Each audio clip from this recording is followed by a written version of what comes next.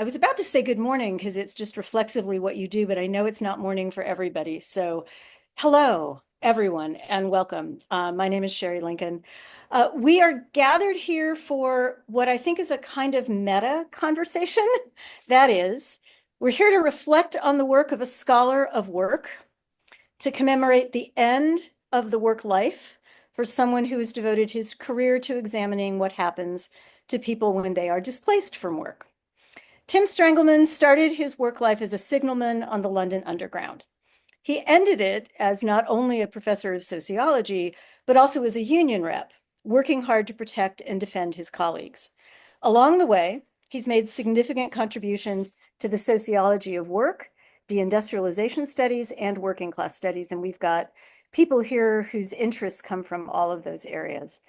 By the time he retired last year from the School of Social Policy, Sociology, and Social Research at the University of Kent in the UK, he had written 3 books and co-edited 2 others. The selected list of articles and book chapters on his CV, and I want to underscore selected, which means this is only some of it, runs 8 pages. It includes articles and book chapters in journals in both sociology and history, and there's probably much more. He's also played leadership roles in all 3 of his fields. He served on editorial boards, including the BSA's flagship journal, and as president of the Working Class Studies Association, for which he organized the group's first conference outside of the US. He also co-edited the Routledge International Handbook of Working Class Studies. He was one of the initial team working with Stephen High to develop Depot, and he led the editorial team for the forthcoming, we hope like this summer maybe, Routledge International Handbook of Deindustrialization Studies. Along the way, Tim has taught, mentored, collaborated with, edited, and otherwise supported many students and colleagues, including a lot of us who are here today, which is part of why we're here today. Joining me to talk about Tim are several individuals he's worked with in various capacities, and we'll hear from one more on video. We'll finish by inviting some comments from the floor, but first we're going to give Tim a little bit of time to defend himself from the onslaught of praise and appreciation. For our opening comments, we'll move roughly in order of how long each of us has known Tim. So I'll kick us off. I'm a professor of English and American Studies at Georgetown University in the US. Sadly, at the moment in Washington, D.C., followed by Jefferson Cowie, the James G. Stallman Professor of History and the Director of the Economics and History major at Vanderbilt University, who is happily not in the U.S., for his sake at least, but is off in Berlin. Next up will be James Rhodes. He's an Associate Professor of Sociology and the Director of the Center for Social Impact at Hiram College in Northeastern Ohio. He's teaching right now, so he's joining us on video. Then we'll go to Gilda Zazzara, Associate Professor of History at Foscari University in Venice. And to wrap us up, we'll hear from Tom Wilson, who I think is the last PhD student Tim mentored at the University of Kent in the UK. So we get to cover the full career, multiple countries, multiple fields. It's fabulous. So because I have the longest connection with Tim, I'm not only going first, but I'm going to keep my comments brief because I want to really allow time for others. I hope my thoughts will sketch what I think is a rough outline of some of the ways that Tim's work has helped all of us and some of the things that we've learned from him. I actually want to start with a little personal history.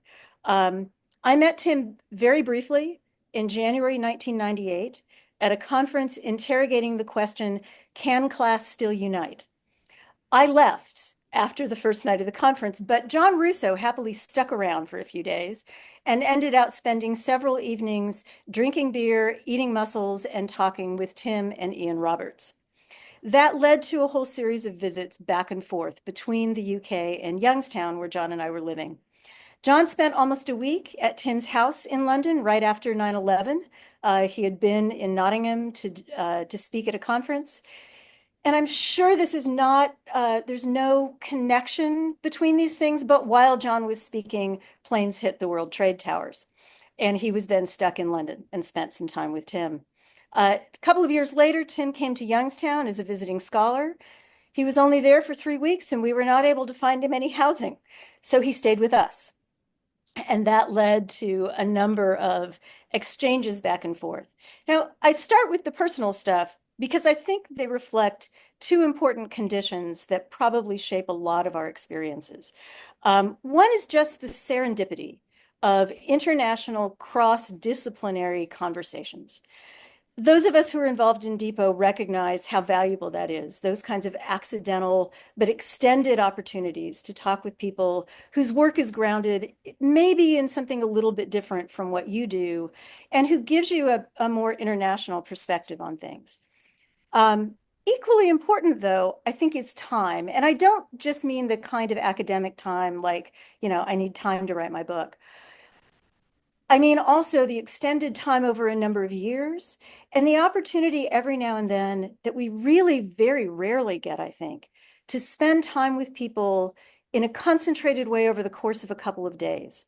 But we've actually been able to do that. I've been able to do that with Tim over a long time, so that we have spent hours talking about ideas. We've read each other's work in progress. The last books that both of us wrote, we sort of wrote in tandem, exchanging chapters back and forth as we went. And along the way, there have been uncountable gin and tonics, beers, coffees, teas, walks, and exchanges of books. Now, for me, I can't talk about Tim without all of that sense of the richness of that relationship. But I want to be clear that my appreciation goes far beyond that friendship. As a scholar, Tim has developed some of the most important analyses and arguments in our field. Tim's thoughtful readings of working class autobiographies and his explorations of the complexities of nostalgia pushed me toward more nuanced, critical understandings of cultural memory. His reviews of books predicting the end of work and his arguments in his Working Class Perspectives blogs about the power of remembering periods when strong unions facilitated good work for many challenged me to wrestle with the contradictions of work as at once exploitative and meaningful, alienated and communal, a theme for idealized nostalgia, and a source of memories that clarify what workers should be fighting for today. His engagements with the uses of deindustrialized sites, and especially his argument that industrial spaces and their ruins can be read in multiple ways, provided an essential foundation for my own consideration of the deindustrialized landscape. His methodological extension to embrace the visual and interweave it with ethnography and oral history reinforced my sense of the importance of multimodality in understanding work as a complex social process. And of course, his work articulating theories of deindustrialization and arguments for deindustrialization studies as a field have provided frameworks for deepening and complicating my work, as well as encouragement that helped me keep going. So truly, I don't mean to make all of this about me, but I hope this summary gives you some sense of how much Tim's work has meant to me. And I hope it's provided at least some kind of outline of the issues that I think all of us will talk about. So with that, I'm going to stop. I'm going to hand it over to Jeff Cowie. Thanks. Are we clapping?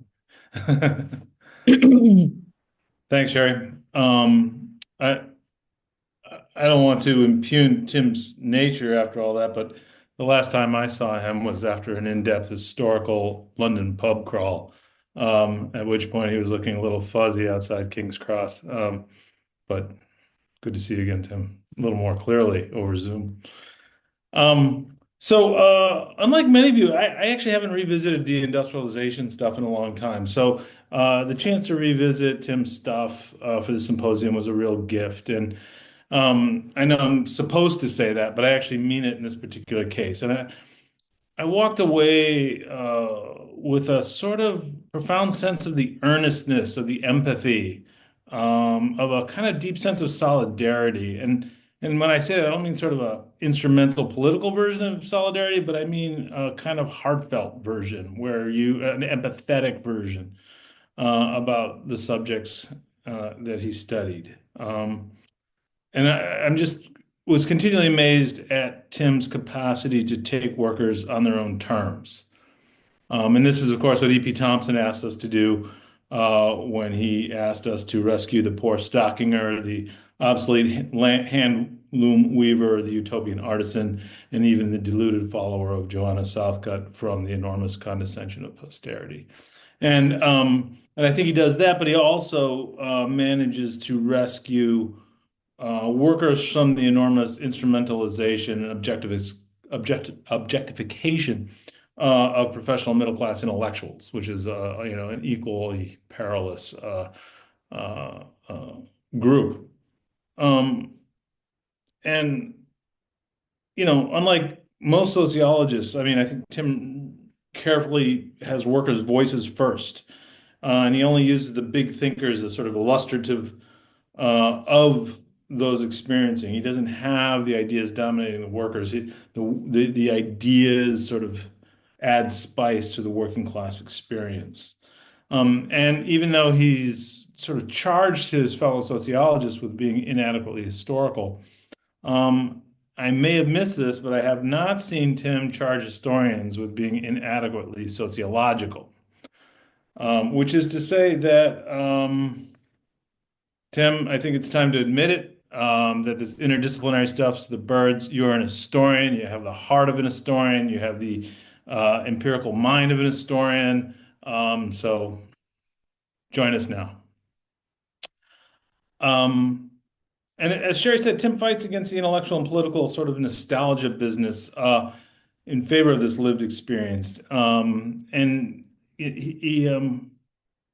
a journal for sociology, I mean, in an article for the journal Sociology, he brought up Studs Terkel, which I was really surprised to see, and it's such a great quote and does such a good job of capturing, I think, what Tim does. He says, uh, uh, "Work is about a search for daily meaning as well as daily bread, for recognition as well as cash, for astonishment rather than torpor.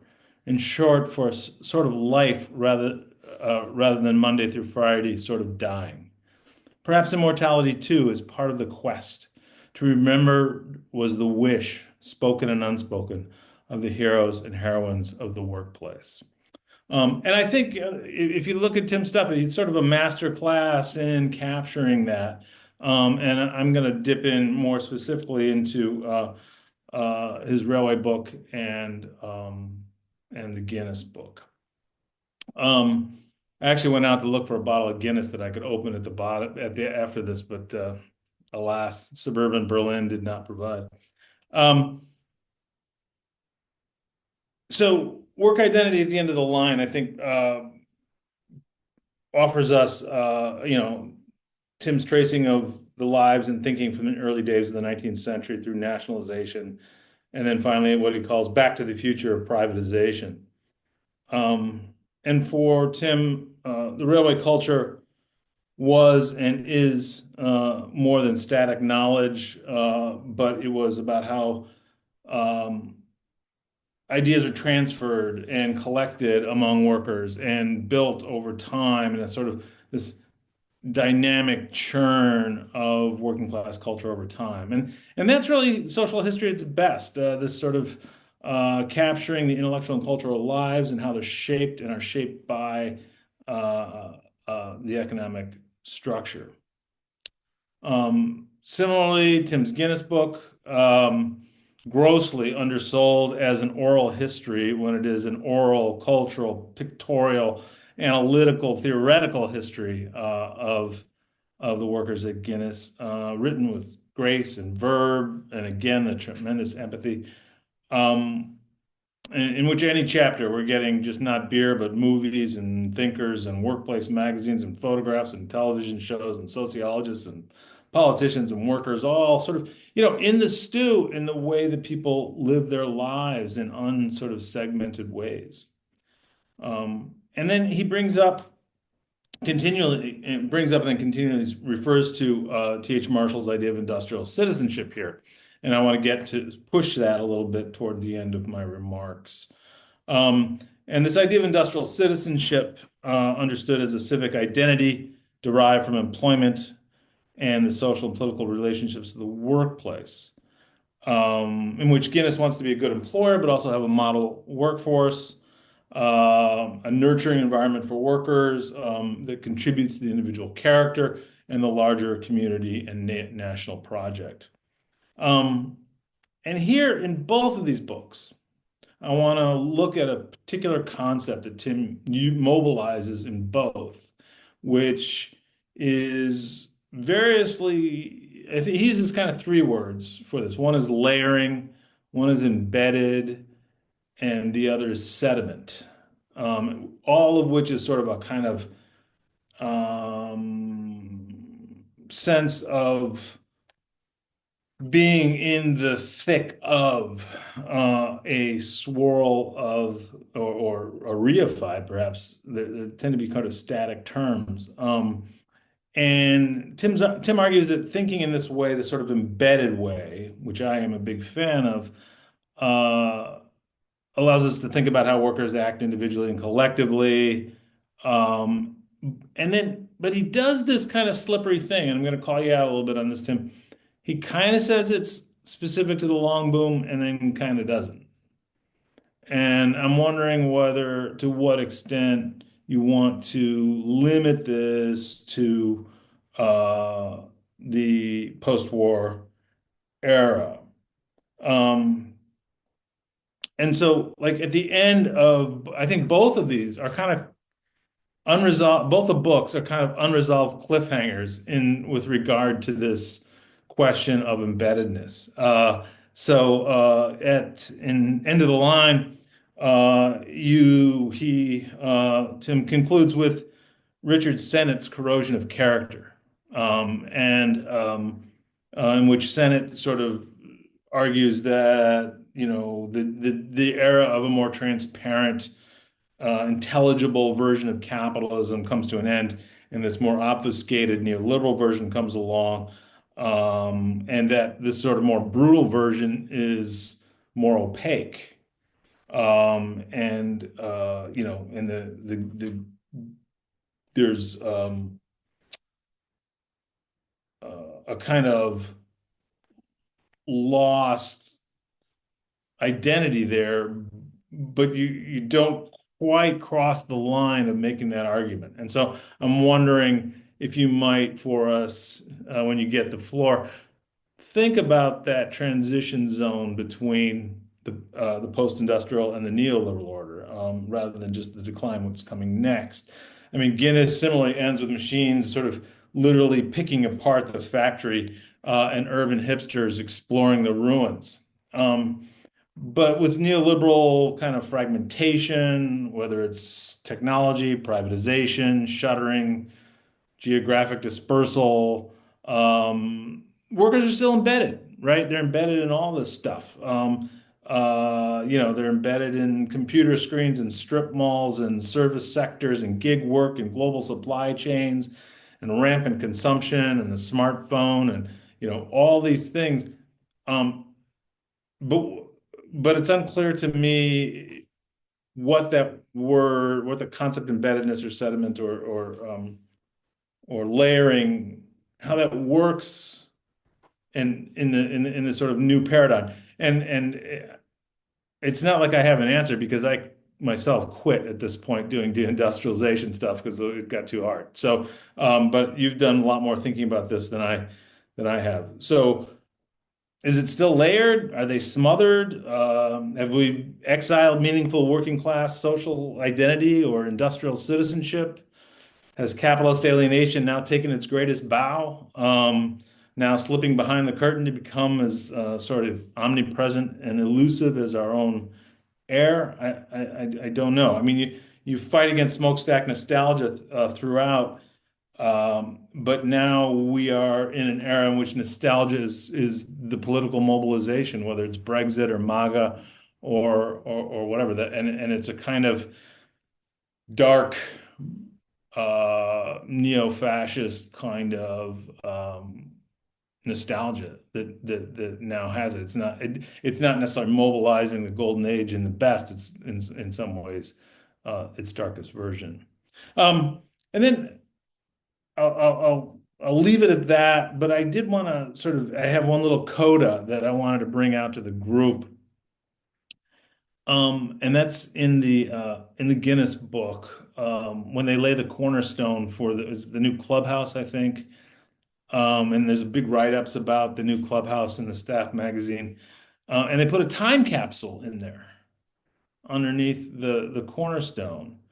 Um, And as Tim writes, the Guinness Time editorial writer was in a reflective mood at that moment, thinking about, and this is actually the editor or the writer for the Guinness magazine writing, the sadness at the contemplation of the disaster or decay, which would reveal the documents that were in the time capsule to our distant descendants, which is tempered by the thought of the benefit and real pleasure we were bestowing upon them.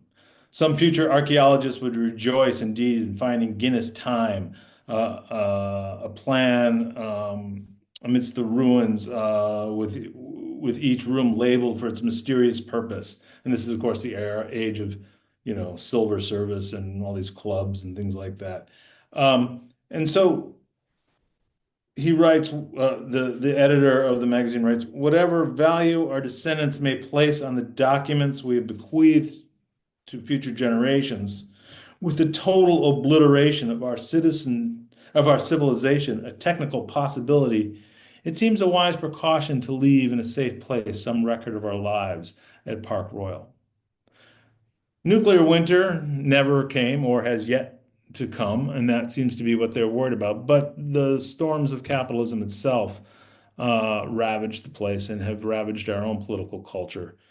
So I wonder where you think that leaves us in the kind of dark present of working class identity that emerges out of the ruins. Thanks. Thanks, Jeff.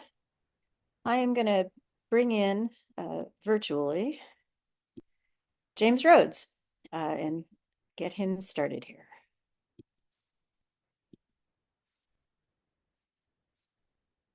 Well, I'm trying.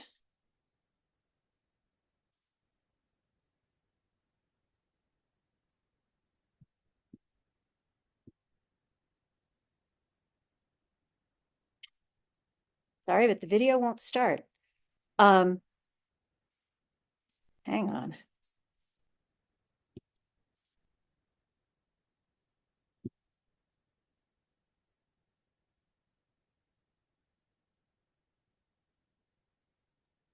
Try refreshing the web page.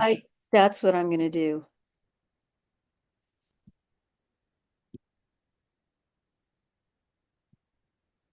With industrial change has been a really important contribution to my discipline, sociology, but also to deindustrialization. Sorry, trying to find the beginning. There we go. And you can just go ahead, and I'll stop recording when you're done.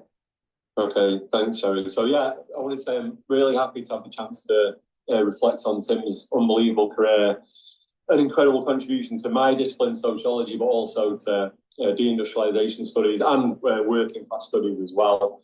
And again, I really liked being asked to do this. It made me sort of go back and reread a lot of Tim's works and articles and books that I found particularly kind of meaningful over the course of my career. And I should say as well, Tim's been a really important mentor for me, as well as kind of friend as well. And reading back over his work, there were kind of three things that sort of really stand out to me about it. So one is his calls for a critical historical sociological imagination to reckon with industrial change. And he kind of poses that as a challenge to what's been termed sociology's presentism. Often kind of, sociology does not give sort of due attention to history. History is often presented as a kind of sort of relatively inconsequential backdrop or context. And I think Tim's work's been like really important in sort of railing against that. And again, as someone whose first degree was in kind of history and sociology, that's sort of always spoken to me.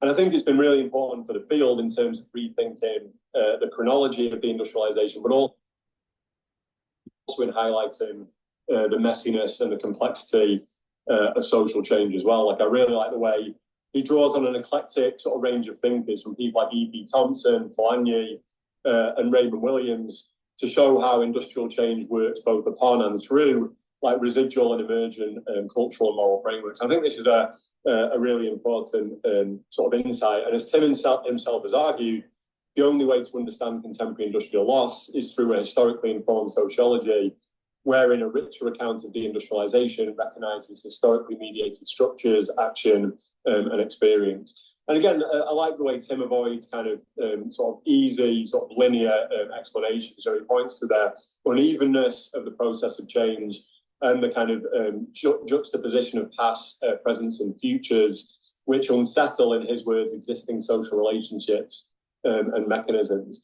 And again, I always like the way he foregrounds kind of culture within his work. And culture is not for him a kind of like fixed sort of static property, but it's sort of adaptive, relational and contextual. And I think that's something I've always, as someone who's kind of, in some ways, a kind of cultural sociologist, like I always really enjoyed that emphasis on kind of popular culture and the cultural dimensions of deindustrialization as really important insights. And again, I think his arguments about the residual and the emergence and the kind of importance of the past and the way people kind of make sense of the past and the present through these both established and emerging frameworks, you know, is really sort of prescient for making sense of the links between race, like deindustrialization and populism, as well as the kind of growing focus on the way sort of nostalgia kind of feeds into the appeals of right-wing populism. And I think Tim's framework allows us to kind of really sort of make sense of that and capture it as well. And again, I also like the way in which Tim sort of resists the tendency to kind of dichotomize the economic or the structural kind of against the cultural. Like he really avoids doing that, and he also avoids the tendency to contrast the kind of stable past with an unstable present. He really kind of unsettles those assumptions. And again, he focuses on the way industrial change gets worked out through kind of cultural understandings, but also practical knowledge that can rest on conflictual understandings of kind of what's going on in society and what direction we're traveling in. And I think this attention to openness, messiness, and flux sort of avoids over-determining the impacts of structural change like deindustrialization, and you know, it grants agency to people, but you know, people as makers of history, and I'll come back to that as well. So, and I think that's the kind of first sort of contribution of Tim's work that really stands out. Again, as he's argued himself, history acts on individuals and societies in multiple ways, simultaneously structuring, restricting, and enabling potential presents and futures.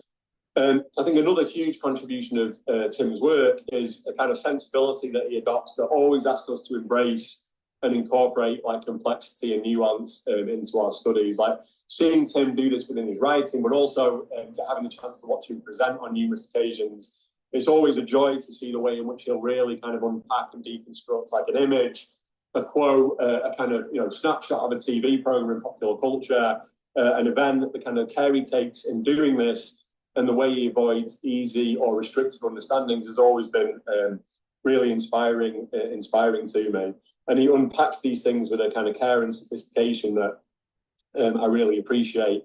I think a good intervention of this lies in Tim's, a good example of this lies in Tim's intervention into the end of the work debates and his like thoughtful approach to nostalgia. So again, he rejects the idea that nostalgia is a simple kind of romanticization of the past, but rather it can assume multiple forms, and it can engage with both past in ways that are critical, interpretive, and self-aware.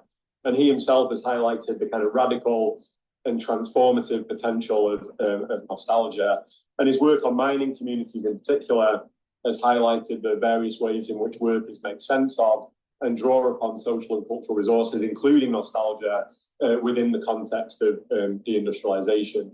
Another really influential argument that he's made in terms of my own thinking around deindustrialization has been his analysis of the contemporary aesthetic appeal of ruins. So again, here he's rejected the tendency to simply characterize this as a ruin porn or simple smokestack nostalgia, and he looks more deeply into both the production and consumption of ruin imagery in ways that foreground multiplicity and ambivalence. And again, I really like his arguments about how, the key to understanding these kind of the appeal of ruins lies in kind of the production of these images, but importantly, how these images kind of circulate, how they get taken up and acted upon. So again, in relation to that, he thoughtfully unpacks the critiques, that argue ruin imagery is often detextualized. So Tim makes that a really interesting argument that actually abstraction can be a resource here, where people, regardless of their kind of geographical connection, a location might be able to make connections to these images. And again, the images are often critiqued for the erasure of workers, which again, Tim acknowledges is a kind of valid critique, but he also argues that the erasure of workers directs our attention towards the importance of material culture itself. And again, I really like how he argues about the way kind of workers he's encountered that are experiencing industrial closure will take kind of like physical remnants of the buildings in which they worked. And again, he's making the point that, you know, just because workers aren't present in these images, it doesn't mean that the kind of the significance of work to workers sort of isn't there. And I think that's really important. And again, he's always good at kind of thinking on the broader lessons of a particular case study that he's looking at. And in relation to his arguments about ruin imagery, he says that what the kind of complexity of these images reveals is the need to develop an adequate language for dealing with the complex ways in which industrial culture is marked, remembered, concealed and erased, recognizing that this memorialization is the work of many hands across time and space. And I've used that reading in a class I teach on people and place in the Rust Belt when we do a class on like ruin imagery. And I set that reading and it always really resonates with students, and students sort of intuitively sort of understand that. You know, they themselves will engage with, you know, what these ruin images mean, often where these images are portraying places that they've grown up or places that look like where they've grown up. And again, they'll often connect their own kind of like family histories to these sites. And I think Tim, you know, really reveals, you know, the importance lies in the way these images often get taken up. The final thing that really sort of stands out to me about Tim's work is his emphasis on people. Like, he adopts such a humanistic approach to the study of deindustrialization. And in Tim's work, people are active, they're thoughtful, and their stories and experiences matter. And I think a lot of that comes back to Tim's kind of his working class background and his work as a signalman on the London Underground as well. And while some academic work can kind of condescend and patronise, particularly when dealing with working class communities, Tim has always treated workers as intelligent, thinking, active in their own histories, but never in a way that blindly romanticises them or ignores kind of, you know, tensions and contradictions. And I think this is evident in the way he's consistently located workers at the heart of his work. You know, whether that's a documentary about the closing of the paper mill in Kent, whether that's Voices of Guinness, or again his work on mining communities. And knowing Tim as well, it's also evident in the relationships he still maintains with people that he worked on the London Underground with, and also in how he talks about both those colleagues and the kind of formative experiences that job kind of had on him. His critiqued approaches to industrial change that, in his words, rest on a marginalisation of agency and imply the passivity of the working class. Tim has rightly argued that these tendencies are a function of the distance between some of the authors and the world they seek, however ever sympathetically, to portray. And he's argued that the cost of these approaches is that we deny the agency, both individual and collective, of workers. And in his words, we then end up viewing them as witnesses to history rather than active participants in it. And as I say, I think his work has consistently avoided this tendency, both in terms of how he's highlighted the human cost of deindustrialization, but also how and why agency matters, and how agency gets exercised in the context of deindustrialization. More broadly, I think Tim, from a personal perspective, and I'm sure many others share this, he's helped to develop like the field of deindustrialization studies and working class studies, particularly in the UK, that has allowed a range of sort of people to find a kind of place where they feel like they belong. And I think, you know, his work in this field, again, has been really important to me to feel kind of a home within sort of academia, and feel that the things that I'm interested in are kind of worthy of investigation too. Personally, as many will attest to, like, Tim is an extremely kind, generous person, always encouraging, and after talking with him or seeing him, I always feel more energized and excited about both my own work and the field more broadly. Again, he's not a gatekeeper. He's very sort of generous in bringing people into the fold. He's really generous in terms of having his own understandings of deindustrialization kind of broadened and challenged. And again, I think many people at various stages of their career, particularly early career people, can attest to the important role that Tim has played in their development, and that kind of stands out to me. Like, I'm one of many that have benefited from both his generosity and his insight. And I think along these lines, his work as a union rep shouldn't go unnoticed. He's always actively looked out for colleagues and been prepared to push back against what seems to be increasingly unreasonable demands. I've always appreciated Tim's mentorship, his wide advice, as Tim will know, lots of which I've sadly ignored, much to my own cost. And I always appreciate his honesty as well. When he's been reading things that I've written, he's never been afraid to challenge me and ask me to do better, which again has been really important to me. And I think something that Tim has always conveyed to me in his work and in his conversations with me is the need to read more, to think harder and more carefully, and to write in ways that capture this. And that's always kind of pushed me, and I feel that I've benefited from that. Again, as a person, Tim has an incredible sense of humour, fantastic impressions. He's also an excellent recommender of both books and pubs. I'm particularly thinking back to the Angel Inn and the Marble Arch in Manchester that we spent some enjoyable times in. And finally, the best part of the job for me is the people that we get to meet through it, whether that's in terms of teaching, research or colleagues. And meeting Tim and having a chance to call him a friend has definitely been a kind of highlight of my academic career too. And I wish him all the best in retirement and look forward to many more beers and conversations as well. So happy to have this chance to reflect on Tim's work with you.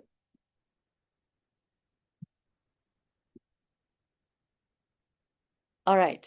Thank you to James. I'm sensing a theme. I think so far everyone has talked about drinking with Tim. So Gilda, I hope you can continue that tradition. Let me know when you want me to share the items that you have. Yes, of course. Okay, thank you, Sherry, and hello, team and everyone. Good morning or good afternoon. I feel really embarrassed and intimidated to be sitting at this virtual table and after this beautiful video intervention, but I'm also honored and happy to have this opportunity to thank Tim for what I've learned from him. And so for this occasion, I try to remember the moment when I first came across Tim's work, and I'm pretty sure it was about 10 years ago when the Italian Oral History Association shared on its website the program of the conference, Deindustrialization and its Aftermath, Class, Culture and Resistance, that was held in Montreal in 2014. And that was also the first time I crossed the word deindustrialization in a background of social and labor history. And that program was a breath of fresh air for me because I was kind of stuck in my research. I was interviewing former workers from the last generation of the glorious industrial struggles of the 70s. And I didn't realize that they were former workers, not only because they were old, but also because their factories were no longer there.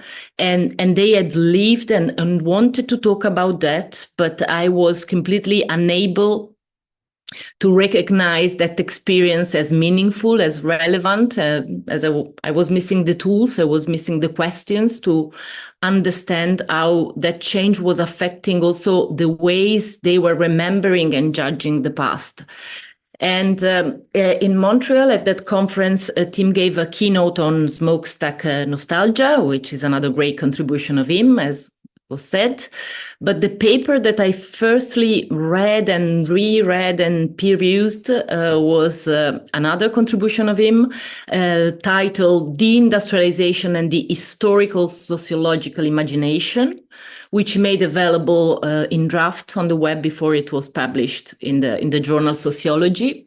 And this was really love at first sight, because it's an essay of impressive conceptual density and at the same time amazing clarity.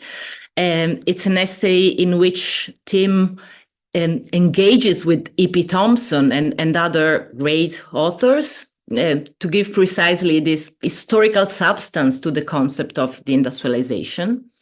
And the point there is not to define criteria to say when an old order ends and a new one begins, but to research and understand the process of selection and resignification of social norms and values within changing working conditions, as it was experienced from below, from history losers.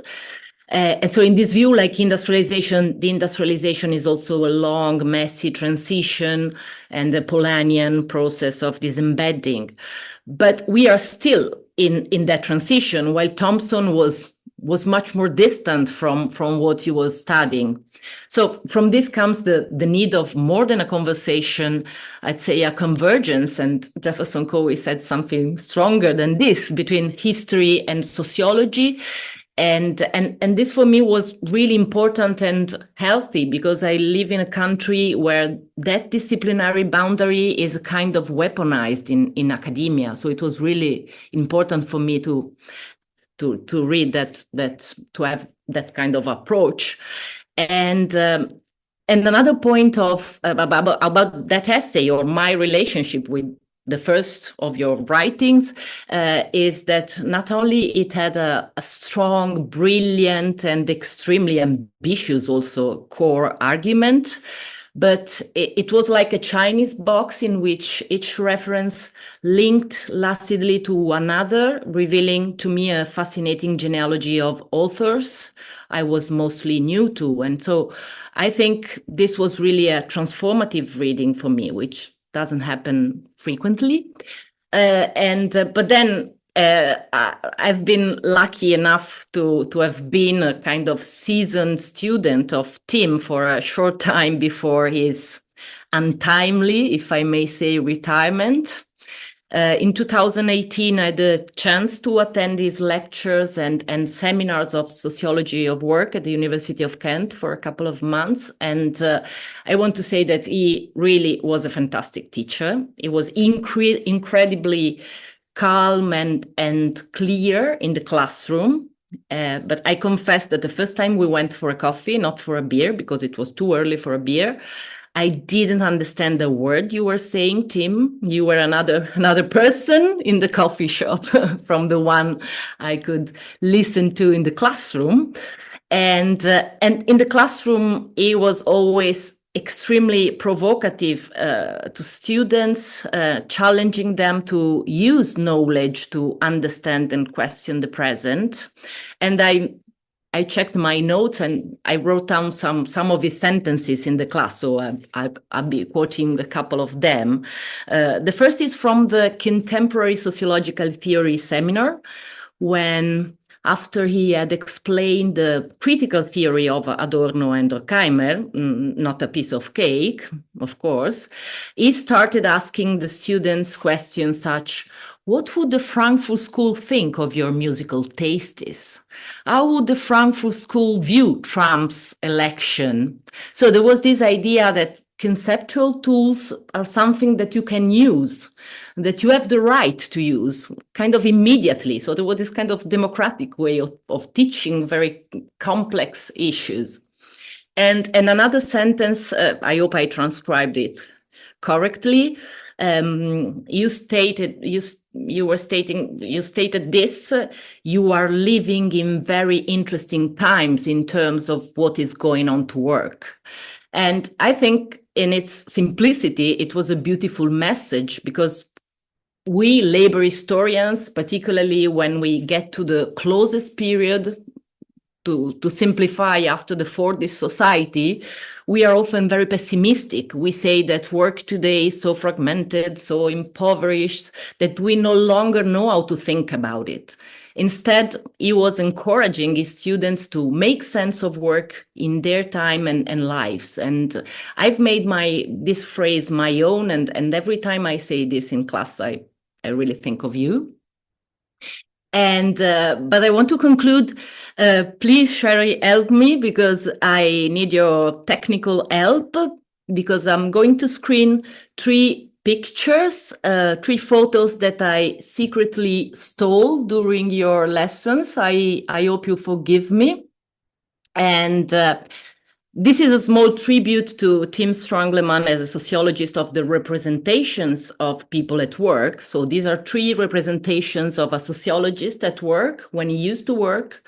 And so the first, as you can see, can maybe represent this intellectual conversation. And also for me, it was enlightening to think of Alessandro Portelli, which is one of my mentors, of course, as a historian of deindustrialization and very much in tune with Tim's vision.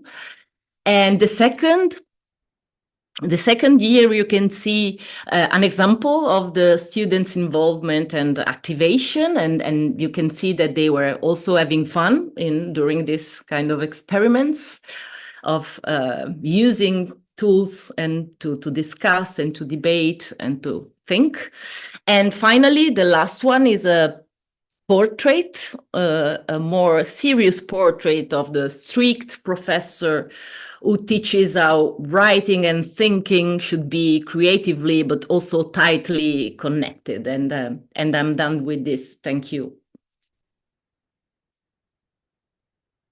All right. Thank you, Gilda. That was great. And I think a wonderful way to transition into Tom, who has worked with Tim largely as a student. So Tom, take it away. Hi. So I just wanted to share a few words, no pictures, anything like that.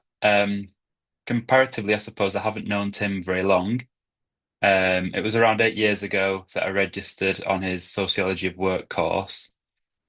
I remember at that time thinking that it wouldn't fare too well against my other choices for that term, those being popular culture and drugs, culture and control. But as I was to discover, work is a hell of a lot cooler than drugs. I was immediately engaged in Tim's teaching. Effortlessly, he'd trace changes in work amongst wider societal shifts. He'd get us to explore our own worlds of work, actively listening and promoting an open space for us to share our own experiences. Tim would have us think about similarities and differences between our work and previous forms of labour, thinking about what we've gained, but then also what we've lost. I recall being captivated as Tim would show clips from movies and documentary media, exploring work which was only 50 years old, but seemed centuries past. What do you mean companies used to feed their workers at lunchtime? People felt attached to their work and even their employers? A union? What's that? In fact, it was through this learning that I felt inspired enough to attend the university strikes on campus. Nervous and unsure of my place, it was Tim who made me feel most comfortable. He welcomed me and offered me coffee from a flask and was testing my knowledge on model railways. But that's in Tim's nature. In 2020, he undertook some work on behalf of an employer on Chatham Docks. The remorseless tide of gentrification was threatening the small dockyard space. Small by geography, but a crucial player in the area for jobs and the local economy. Concerned for its people, Tim undertook the task of creating an economic report, a rebuttal to the growing greed of its landowners to repurpose the industrial yard for housing. Grateful for his work, the CEO recalls to me how he asked Tim to name his fee. With a kind-hearted grin, he mentions how his claim was far too humble. Rather, Tim took the opportunity to forge a potential good from the dockyard situation, that being to raise sponsorship from the firm to support a PhD, the PhD that I'm now completing. My own interest in industry and its 21st century ghosts was long founded before this PhD. Growing up in Wigan, you're constantly faced with industrial heritage, whether that's the iconography of the pier or the several smokestacks that protrude from decaying mills. I saw these, they made up my daily life, but I didn't really know what they meant, or what they represent, or what they convey to the people of Wigan. Though the PhD has kind of offered me a means to explore this, Tim has really kind of facilitated my kind of learning within deindustrialization. And whether he'd like to take credit for this, I doubt it, but it's inspired me to ask questions, to develop my sociological imagination. In my study, Tim's industrial legacy is space to propagate. My work is focused on the kind of living experiences of those same workers that he helped support back in 2020, with the aim of exploring this contemporary period of social disembeddedness. Tim has led me to question, how is industrial culture maintained when society is not emitting a kind of hegemonic force to reproduce it? Are workers on the docks themselves able to cultivate their own meaning, or are their attempts futile? Are some of the old bastions of industrial culture starved of oxygen in this disembedded society, Or do they live through the work itself, whether that's its tools, environment, or its own governing interest? Or perhaps Tim's work can help me locate the need to move away from a linear trajectory. Is this Garfinkel-like breaching experiment a British experience? A Western experience? How well does this idea fit into studies that speak to different ideas, such as premature deindustrialization within different regions? Tim's work has facilitated discourse that deindustrialization studies will forever benefit from. There's no doubt of that. It has also inspired students of my generation, aiding the proliferation of the subdiscipline. In fact, I recall being sat in his office as he conceded the fact that he was unable to keep up with its forever growing literature. Wait until he finds out there's a handbook coming out this summer. Thank you, Tim, for your support, inspiration, and good humour. They're all qualities that should be aspired to by all. Thanks, Tom. That was great. So Tim, you've had a whole review of your career.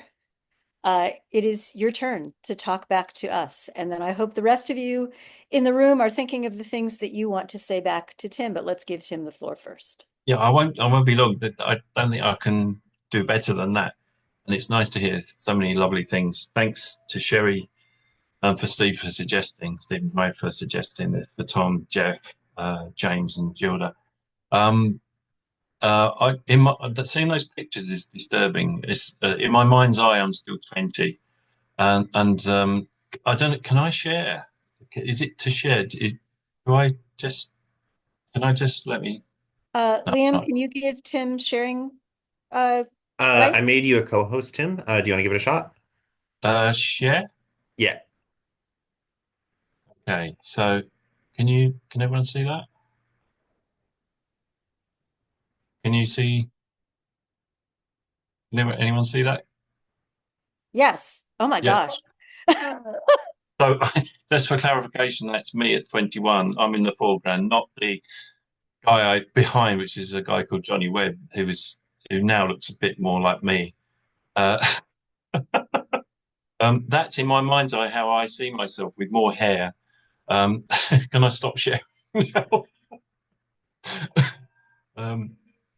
How do I turn that off? There should be a red thing that says stop share. Have I done that? I think I've done that. Yeah. Anyway, so thanks to everyone, and that's so Gilda. Thanks for outing me how dreadful I look. In my mind's eye, I'm still that 21-year-old.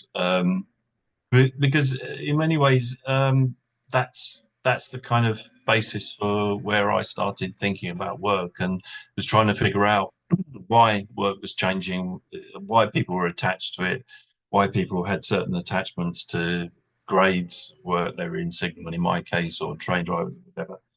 And I just became interested in work that way. And I went to Ruskin College in Oxford.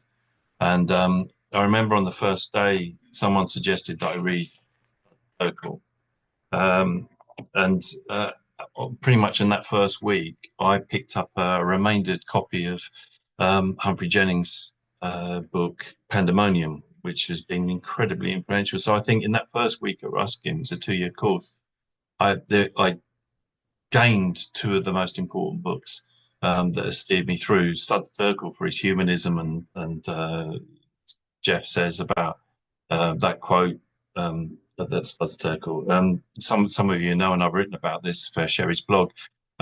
Years ago, I tried to interview Studs Terkel, and this was a very analog day. So I wrote him a letter. And I was in my office at Nottingham, and one afternoon I got this phone call from Studs Terkel. He said, "You Tim Strangleman?" I said, "Yeah." He said, "You said you wanted to interview me," and I said, "Yeah, I'd love to." He says, "I don't know why you want to. I'm not very interesting, but you sound like you're a really interesting guy."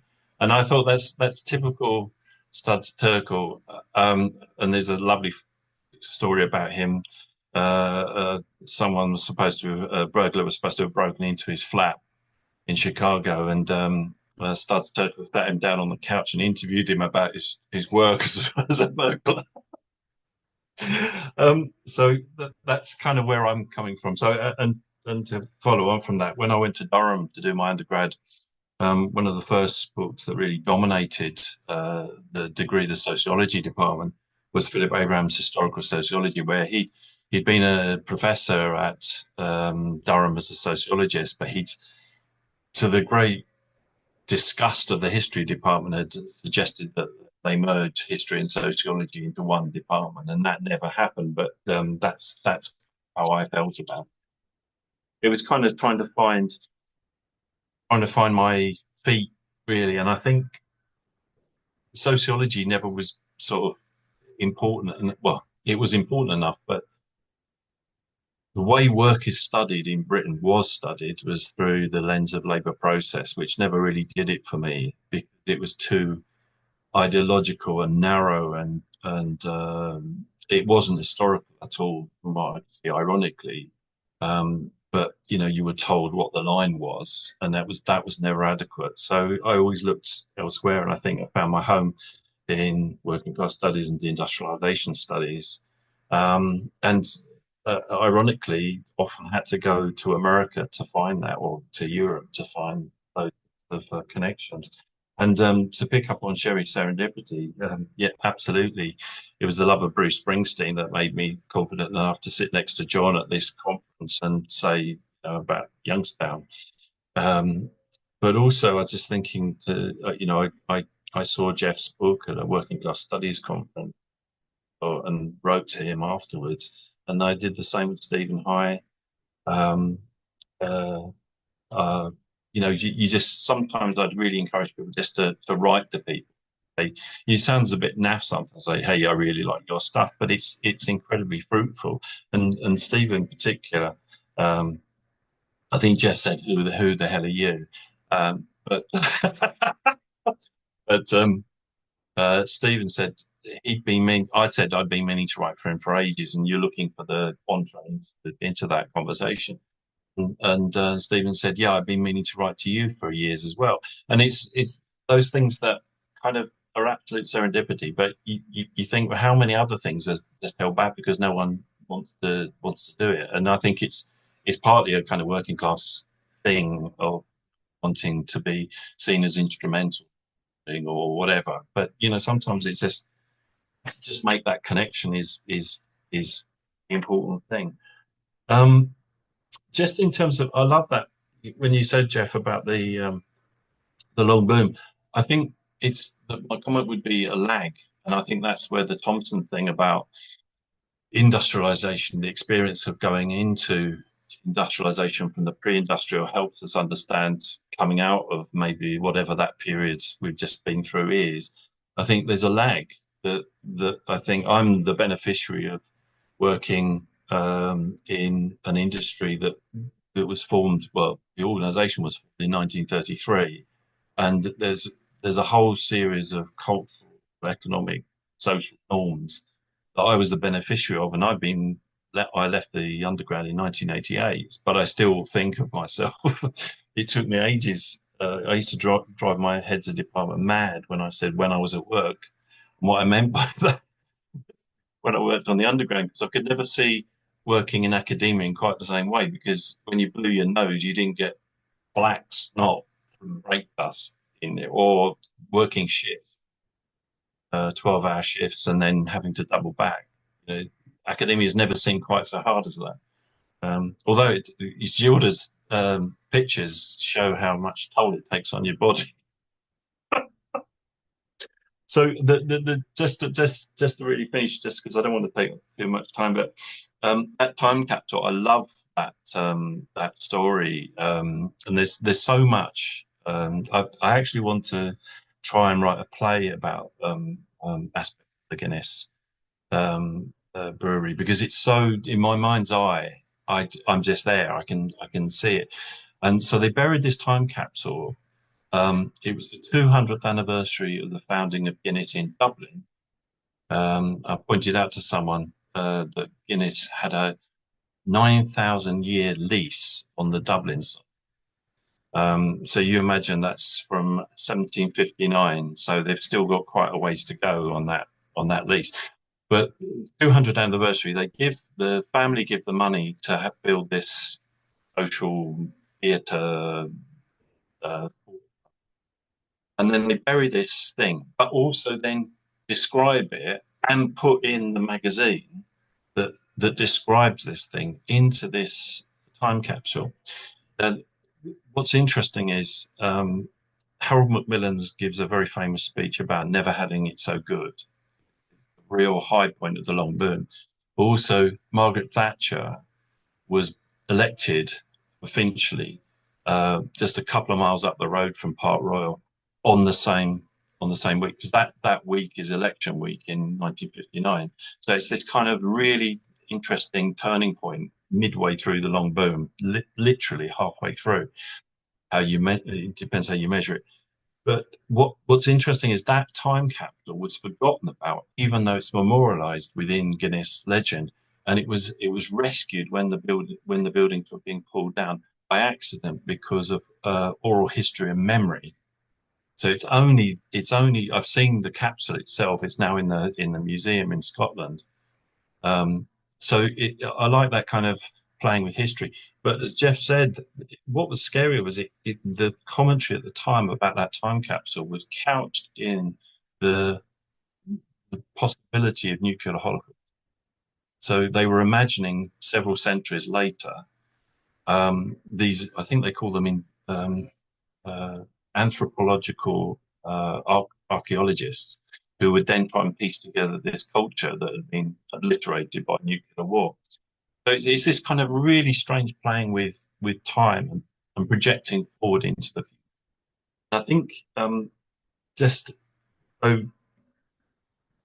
that I don't know if I'm doing justice to Jeff's question, but I really like playing with how things lag and how they are remembered and lag.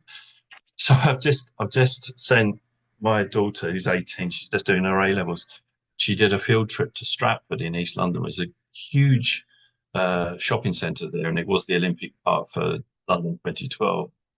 And I said to her when she come back, I said, did the teachers mention the railway connection?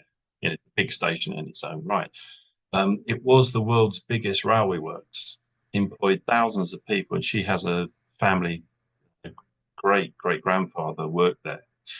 And they didn't even mention the fact that this whole mass consumption theatre was built on a largest railway work, completely obliterated by one plaque in next to a pub, actually. It's like, so just to sort of conclude, and thanks everyone for the kind comments. I think what I would say is, in terms of work now, I'm hopeful that people can embed themselves in work. However, what scares me is that one of my PhD students before Tom did something on gig work, delivery drivers and have you. And I was very conscious that he said that the employment relationship, such as it was, for a task was measured in seconds and minutes, rather than, say, a relationship with work that in the past could have been, not always, and it's very gendered, could have been half a century.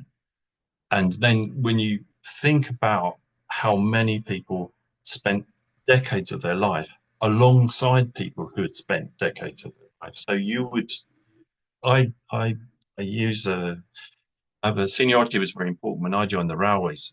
And when I first became a signalman, I had a seniority list, and on my seniority date was June 1983. The oldest person on the seniority list was from 1937, and that he was still on the job. So you can imagine I was being socialized by grandparents, parents, and older brothers. And I'm interested about how, if that was possible, if that's possible now and in the future. The one thing that I got into at the end of my career was thinking about playing with time, but also my colleague Susan Halford did a really lovely special issue on social futures, And I think that's what I would have liked to have gone on to. But what I did a small piece on using this historical imagination to think. I use people like Raymond Williams, but especially people like Stuart Hall. I think Stuart Hall's ability to ground his analysis of the future in the past. It's only because he's got that strong sense of where we've come from, with alarming accuracy, where we were going. And I think if anyone wants to take anything away from this, read more Stuart Hall. I think if you read some of these things without seeing when they're written, some of the things written in 78, 79, they are as fresh now as they. He's almost writing what happened. He's almost like. So thanks to everyone. Thanks for all the comments, and